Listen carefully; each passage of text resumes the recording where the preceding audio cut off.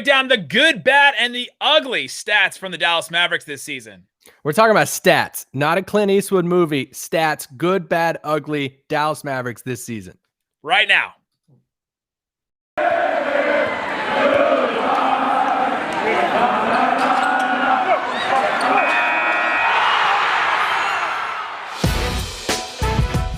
It's the Locked On Podcast Network, your team every day. I'm Luca, and this is Locked On Mavericks Podcast. Dallas Mavericks are NBA champions. Bang! Bang! It's good! And the Mavericks have won the game! If you don't believe, you shouldn't be here.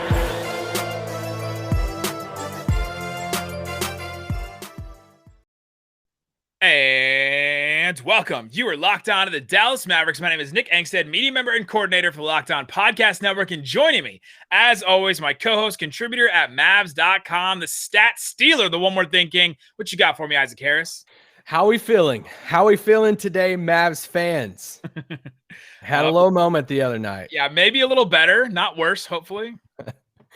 Low moment. They've lost a couple. Lost to the Kings, had no business losing to the Kings. But the season's not over. And actually, right before we hit record, we looked at the standings. I know it's kind of annoying to looking at the standings right now because then you get your hopes up. It's like this endless hamster wheel. You get your hopes up. You count the games that we're back. You're like, all right, I'm right there. Dallas has some easy games. Bam, a loss. And you're like, why am I looking at the standings? Now I'm looking at the standings again. So it's this like endless wheel. But Blazers lose. Get excited about standings moving up. Mavs lose as well. Yeah. And then Mavs win a couple, and you're like, all Mavs right. win. And then you're like, oh, I'm back to looking at the standings again. That's where we're at. But I know I feels like we've been talking about these Lakers games coming up for the past like 2 or 3 weeks because they're huge games. We had the like Pistons months. game. Yeah. I mean, we had the Pistons game first, but those 2 Lakers games coming up will be massive. We could get the return of Anthony Davis in that Thursday game, if not Thursday, coming up on Saturday. But if Dallas could welcome the Lakers to town and beat those guys in 2 games in a row, that would be like we could really shake up the standings a little bit. The Lakers are playing right now against Utah as we're recording this in LA. And as we're recording this, Anthony Davis did not play in this game. And so But Andre Drummond did. Andre Drummond did. Same thing. For sure. But what the Lakers have been saying is that they're going to slowly bring Anthony Davis back. And so I think the first 2 games, he may just play 15 minutes each game. And so that could be really good for the Mavericks too. It could be really disjointed for the Lakers, all kinds of stuff. He's trying to dodge Maxey. He will dodge Maxey, dodge KP, I guess. But you know who's not going to dodge him is Andre Drummond. So those 2 games, Thursday and Saturday, absolutely important. Today's episode is brought to you by Locker Room. Download the app and join us this week on Thursday so we can get into the action. Locker Room, changing the way we talk sports. All right, Isaac Harris, let's get into the good, the bad, and the ugly for the Dallas Mavericks. I'm going to start first. This is a good, I think. Some people have talked about, wow, this Mavs team can't beat bad teams and blah, blah, blah. The Mavericks record against teams above 500 is 17-15. That's pretty good against teams that have an above 500 record at the time that they're playing them. Yeah. The Mavericks record against teams that are below 500 is 13-11. So not great. This is more of a meh stat than it is like a good, the bad, and the like. I was just saying, is this the best good stat you came up with? It's not the best good stat, but it like if you look at some of these other teams. So for example, if you look at the Blazers against teams that are above 500 are 12-18. The Lakers are 17-18 against teams that are above 500. The Warriors are 14-24 against teams that are above 500. The Grizzlies are 16-18 against teams that are above 500. And the Mavericks now, are 20 and what is this? 20-17? Yeah, 20-17, and they are not 10-9 against teams below 500. So yeah, this Dallas Mavericks team is at least decent against some of these teams. So what you're telling me is, I don't know. They're good against everybody, but they're a little bit better than where they are right now. And at least, what would you rather be? Would you rather be just decent across the board and like beat teams you shouldn't and then lose to teams you shouldn't? Or would you rather be the Blazers, where they beat everybody they should, basically? The Blazers against teams that are below 500, 20-6 against teams below 500. The Blazers against teams above 500 are 12-18. The Blazers still have not beat a team above them in the standings in the West yet. So which would you rather be, right? To have a team that has a ceiling to beat those teams above you in the West, or one that just takes care of business all the time, but doesn't necessarily have the ceiling to beat a team above them in the West? Interesting thought process to try and think through. It's kind of like, are you happy because you're I would rather be the team who knows where their ceiling's at. I would rather have some good wins against some good teams and have the occasional loss to like the Knicks and Kings of the world. Well, I can't even say Knicks anymore. Knicks are actually like good this year. But well, here's another. The Hawks are 13-21 against teams above 500. They're 18-5 against teams below 500. They just beat up on bad teams, and then they lose to good teams. Yeah, right? so you know your floor. They're a half game better than the Mavs right now, they're record-wise, which is kind of wild to think about, but they're in the East, and that's kind of the way that it is. Yes, the Eastern Conference is a whole different kingdom. But yeah, you know your floor whenever you're a team like that. It's like, all right, we can only go so far because we take care of business. And that there is an awesome thing about that, of taking care of business against, the bad teams that you're supposed to. But I think if I had to pick one, I would rather be the team that says, all right, I can look back at my schedule and be like, all right, these are the top 5 best wins that I have. I don't want to be the team entering the playoffs and you're like, all right, my best wins were Charlotte and Washington. Yeah, right. Solid. Cool. I were like above 500 at the time you played them, not necessarily above 500 at the end of the season. Yes. So because I think it gives your team something to shoot for. I think if you have those like big wins and you're like, all right, I know I can beat these teams, and it gives you the confidence where you walk into the playoffs or a playoff series knowing that, okay, we know the level we had to play at to have these big wins earlier in the season. That's what we have to get back to. We know we're capable of doing that. To where if you're a team that you just feast on the bad teams, you're like, all right, cool, I'm glad we got here, but we don't really know that level, to win at a high level. The Bucks, by the way, 15-18 against teams above 500. So a losing record against teams above 500, and 20-4 against teams below 500. That's another team to watch out for. But all right, give me one of your good stats.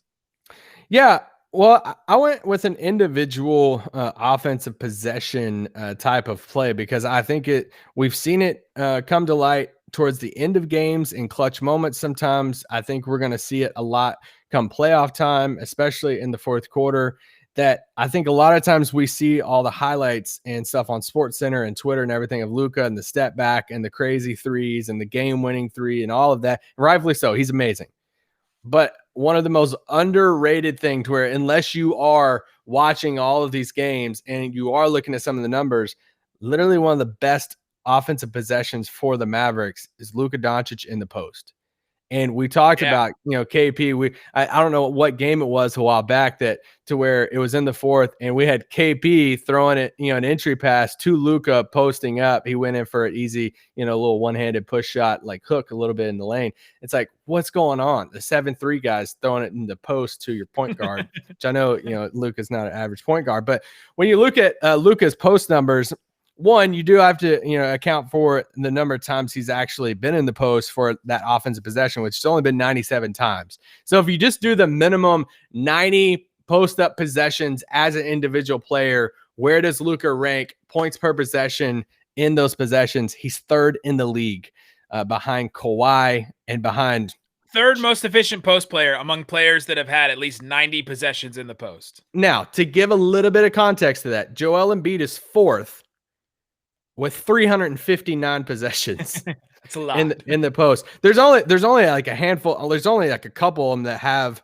above 300 possessions, Jokic and Embiid. But even when you look at somebody like Kawhi Leonard is number 2 on this list. He has 146 possessions in the post. And, he's a little bit over Luca. Luca's at 1.14 points per possession when scoring in the post. He's shooting 59% in the post and scoring 57% of the time whenever he is posting up. I would give you a million guesses in the world for who is number 1 on this ranking, and you would never get it because it's Robin Lopez.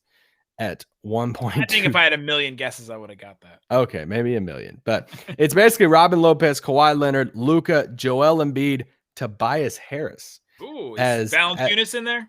Valanciunas is 12th on this list.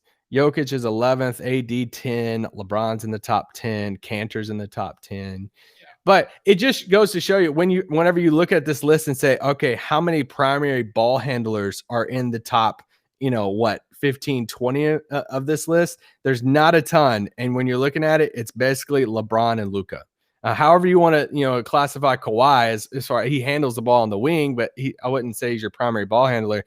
I just wanted to point that out. It's very efficient play, not just for Luca, but for the Mavericks. And I think we're going to see this when it comes to these clutch moments, and the Mavericks need a bucket. It might not always be Luca at the top of the key. Let's run a high pick and roll and let's let Luca do his magic. Maybe Luca magic can happen on the post too. Coming up, we'll get into some more stats, the good, a little bit more of the good. We got some bad and we got some ugly. There's been some ugly recently. We'll talk about the biggest thing the Mavericks are struggling with coming up. But before we do, let's talk about Locker Room. Locker Room is a new app that is bringing sports fans together and bringing NBA fans together, bringing Mavs fans together. It is the perfect place to start or join a conversation about the NBA. You'll find fans just like you on Locker Room for watch parties, debates, post-game breakdowns, and all that. We are going to be there on Thursday. You just download the app, Locker Room, on Apple or iOS, whatever device you use. And you download that. Follow me. I'm at Nick Van Exit. Isaac is at Isaac L. Harris. And if you turn on notifications, you will be notified when we go live on Thursday. It depends on the day and whenever we decide to go live. So just follow us, turn on notifications, and we'll let you know when we go live. And so then you can come hang out with us, ask us questions, all that kind of stuff. And join us this week on Thursdays to talk all kinds of Maverick stuff. Go download the free Locker Room app, currently available on iOS devices. Create a profile, link your Twitter account to it, and you'll be able to be notified. Can't wait to hear all you guys and all your thoughts and all of your questions about the Dallas Mavericks. Locker Room, changing the way we talk sports. Also, I want to tell you about RockAuto.com. RockAuto.com is a family business serving auto parts to customers online for 20 years. Go to rockauto.com to shop for auto and body parts from hundreds of manufacturers. They have everything you need, from engine control modules and brake parts to tail lamps, motor oil, and even new carpet. Whether it's your classic or daily driver or something that you're trying to fix up, they have everything you need in just a few easy clicks, and it gets delivered right to your door. RockAuto.com catalog is unique and remarkably easy to navigate. Quickly see all the parts available for your vehicle and choose the brand, specifications, and prices that you prefer. Best of all, prices at rockauto.com are always reliably low, and the same for professionals and do-it-yourselfers. Why would you want to spend up to twice as much for the same exact part when you can just get it at rockauto.com? Go to rockauto.com, see all the parts available for your car or truck, right locked on in their How Did You Hear About Us box so they know that we sent you. Amazing selection, reliably low prices, all the parts your car will ever need. rockauto.com. The Locked On Podcast Network is covering the NFL Draft in a way that no one else can. Catch up on the Ultimate Mock Draft 2021 podcast presented by Odyssey. Follow Locked On NFL Draft and the Draft Dudes podcast for their latest draft news, and stay tuned for more info about our live NFL Draft coverage. Subscribe and follow the Ultimate Mock Draft wherever you get your podcasts. All right, Isaac Harris, let's get into some more stats. So I had a couple of quick good ones as we finish this out. Porzingis is averaging 5.5 post-ups per game, and he's scoring on just about 70% of those in some way, whether it's an assist or a score. So that's pretty efficient too. That's the third highest among players taking at least 4 attempts per game. It's higher than Embiid, Giannis, AD, Jokic. So he is scoring on those. So it kind of goes with yours, right? Like Luca and Porzingis, both really effective and efficient in those post shots. It's getting them to those spots. That's been the hard thing for the Mavericks, setting them up and this is why we keep saying over and over again, the Mavericks need they need a secondary creator. We were hoping that Josh Richardson might be able to fill that role a little bit. We were hoping that Brunson would kind of, graduate into that role. He has not as a playmaker. He has as a scorer, but he has not filled that role, right? Like the JJ Barea type player has just not emerged on this team. Trey Burke is not that player. Richardson's not that player. Hardaway's not that player. There's just nobody else in this team that could kind of like handle and pass at the same time and pass at a high level. And so when the Mavericks get a guy like that, we've been asking for a Lowry or a Chris Paul or somebody like that for a year now, almost, it seems like. if they get somebody like that, this offense can change. Like this offense, like it'll explode back to being the best offense in league history again, I think, as soon as they can get that. Because if you can start setting up Luca and Porzingis in the post in different actions and all that kind of stuff, and running, Luca off ball and when he needs to and all that kind of stuff, like that's another level. Yeah, I mean, you see glimpses of it whenever Brunson's on the floor. Sometimes they let Brunson take that role, but what would that look like if you have something like the what if of like, what if they went after Chris Paul instead of Phoenix is a good what if. The Mavs would have a better record if they went after Chris Paul than the Suns do. Yes, because the Suns wouldn't have Chris Paul. They probably have campaign starting. No, they wouldn't have. No, they'd have a better record than the Suns do right now. Oh, okay. I thought you meant like the Suns. Yes. Yeah, of course the Mavs would have a better record than the Suns if the Mavs had Chris Paul and the Suns did not, of course. Yeah. My last good stat here, Luka Doncic's assist percentage is 42.7%. That is the percentage of teammates' points that Luka Doncic assists on, 42.7%. That is the fourth highest in the NBA. And listen to this top four and see if you can see some kind of correlation between two pairs of them. The highest two are Westbrook at 47.4%. When Westbrook's on the floor, half of the time, basically, his teammates score based off of his assists, and the other half, they don't. That's pretty wild to me. And then number two is Harden at 43.9%. That's still really, really high. And so you have Westbrook and Harden 1 and 2. And then 3 and 4 are Luca and Trae Young at 42.7% exactly. They have the exact same assist percentage number, assist rate number. I thought that was won the trade then. I thought that was pretty wild that you have Westbrook and Harden at the top and then Trae Young and Luca. But Luca assisting at an incredible rate and giving the Mavericks creating offense in and of himself.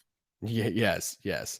I want to add real quick, Luca in the clutch, 83% from the free throw line. I thought that was notable. He's improved in a lot of areas in the clutch, but that's my next bad record. So the Mavericks, so moving on to bad stats. Yes, the rest of this pod will be bad stuff because the Mavericks are sucking right now. The rest is the bad and the ugly stats. The clutch record for the Mavericks, 12-13, better than last season for sure. Yeah. But 12-13. However, I'm a little bit of a good caveat on this. They're 12-10 in clutch games when Luca plays. And like you said, Luca's shooting 83% from the free throw line, 45% from the field in clutch situations. And so it's a bad stat, but it's not that bad. But 12-13 in clutch games is still not where you want to be if you want to be a team to be reckoned with in the West. Yeah, and the only thing I'll add in on the clutch stuff is the Mavericks are 28th in the league in free throw attempts in the clutch. That just shows you that they're settling maybe for some long shots and some bad shots, and maybe they can get into the paint a little bit more and draw some fouls. It was a joke we made last year. Oh, he should have driven, right? Like, oh, he should have driven. We're happy when he makes the threes, but we hate it when he misses them. Luca, after most games now, says, oh, I should have driven it when he takes and misses step back threes in the clutch. It's definitely something the coaching staff has talked to him about because he mentions it. All right, so let's talk about a bad stat that I think is one of the biggest things for the Mavericks this season. That's your unguarded catch and shoot shots. We've seen, a lot said about this that, hey, sometimes the Mavericks are just not making shots. Well, some numbers back that up. As far as unguarded catch and shoot shots, according to Synergy, they are 25th in the league in both points per possession in those shots and field goal percentage. They're shooting at 37%. On unguarded catch and shoot shots. That's not that great when you consider the league average on that is 40%. When you look at the league best in that, which is the Clippers, they're shooting 49% on catch and shoot, unguarded catch and shoot shots. Mavericks are at 37%. Also, when you look at that, you look at the percentage of times that the offense, it ends in a catch and shoot shot. For the Mavericks, they're 15th. They're right in the middle of the pack. But 15% of their offensive possessions end in an unguarded catch and shoot shot. And you're near the bottom of the league in those shots. So that's not a good combination that a lot of, those shots are in that, and you're not, you're getting a lot of the shots. You're just not converting a lot of those shots. I also want to point out too, if you're listening to that saying, okay, well, what does that really tell us? What if they were at the top? I want to give you the teams at the top and you draw your own conclusions of this. The Clippers, the Jazz, the Celtics, Bucks, Nets, Suns. Those are good teams except the Celtics. Yeah, except the Celtics, which, I mean, they've been winning, recently too. I think they're up to 4th or 5th in the East right now. But my point is, like, good teams hit shots. Yep. Breaking news. So Dallas just has to get better in that. I mean, they're not very good at making unguarded. It's wild when you look at Synergy's numbers and you look at guarded catch and shoot shots. They actually have a good number on that, but unguarded catch and shoot shots, which are these wide open threes that Luca, a lot of times it's Luca creating these opportunities for these guys. They're just not making them. And that's one of the biggest issues for this team this season. I had the exact same stat, except for I got it from NBA.com. Wide open threes, which is if a defender is 6 feet or farther away from the offensive player, the shooter, the Mavericks are taking the 9th most. They're taking 18 wide open catch and shoot threes. That's the 9th most in the NBA. 36% on those. That's 29th in the NBA in wide open catch and shoot threes. In taking open catch and shoot threes, that's if a defender is 4 to 6 feet away, which is still really open. I would consider that still wide open, but 4 feet, I guess, is the defender can be pretty close. You can have arms like reach somebody, but anyway. They're second in the NBA in amount of open three-point shots they take at 16.6, and they're shooting 36%. That's 10th in the NBA. So yeah, both those numbers, like you said, match up with yours, and they're not good at those and need to get better. You know what would help with that is if they play JJ Redick. I don't want to say I called it, but maybe they should start playing JJ Redick. Let's give him a shot. I don't think you can hurt your defense much more right now. Well, here's another thing. This is going to be one of my ugly stats, but since we brought it up, the Mavericks defense is worse this season than it was last season. I thought the whole thing with the Josh Richardson trade and to play Dorian, Richardson, and Maxey together was to have a better defense. The Mavericks defense is allowing 114 points per 100 possessions. That's 2 points per 100 possessions worse than last season, right? Like, nothing changed. Nothing got better. I know they had that rough stretch in January. They're trying to make up for it now, but that's just not going to do it. Josh Green is known for his defense. I guess so. And Tyler Bay. All right, coming up, let's get into some more ugly stats. We'll talk more about just ugly stuff. Not good. Not good looking stuff. We'll talk more about that, break it all down coming up. But before we do, let's talk about BetOnline. BetOnline is the fastest and easiest way to put down some money on sports. There's baseball. All kinds of baseball if you want to put money down. I haven't looked at the Texas Rangers in a while. They are a 1.5-point underdog against Shohei Ohtani and the Angels on the 21st, on Wednesday. So if you want to put some money down, go check that out. You can go put some money down on the Rangers for a little upset there. There's upset. This is the word. There's a lot of NBA stuff going on. They don't have a ton right now, but they have WNBA, EuroLeague. They have all kinds of stuff you can put money down. Use the promo code LOCKEDON and get a 50% welcome bonus with your first deposit. BetOnline.ag, your online sportsbook experts. Today, through the 26th, listen to the Ultimate Mock Draft 2021 presented by Locked On and Odyssey for the NFL Draft, featuring analysis from NFL experts like Cowboys legend Michael Irvin, Jason Lockenfora, Brian Baldinger, our local experts for every team making trades and picks of the next stars for their team. Search the Ultimate Mock Draft 2021 on the new Odyssey app or wherever you get your podcasts. Odyssey is your audio home for all sports podcasts, music, and news that matter to you. That's Odyssey, Audacy. All right, Isaac Harris, let's share some ugly stats. Let's get Ugly Betty all up in here. One of mine was, so we talked about the wide open threes and the misses, and we're like, oh, a lot of people think that's Dorian Finney-Smith. He's actually shooting 37%, which is about average for the team. He's not necessarily pulling the Mavericks down that bad on those. Porzingis, though, 36.5% on catch and shoot threes, just straight up catch and shoot, not necessarily wide open or guarded or whatever. 36% on 5.7 attempts per game. There is a decent number of players, probably about 30 players in the NBA taking 5 or more catch and shoot threes per game. There's only 2 players in the NBA shooting a worse percentage on catch and shoot threes that take at least 5 per game. And I would like you to try and guess them. And in the comments on YouTube, try and guess, or in the chat on YouTube, try and guess who are the 2 players that take at least 5 catch and shoot 3-point attempts per game that shoot a worse percentage than Kristaps Porzingis.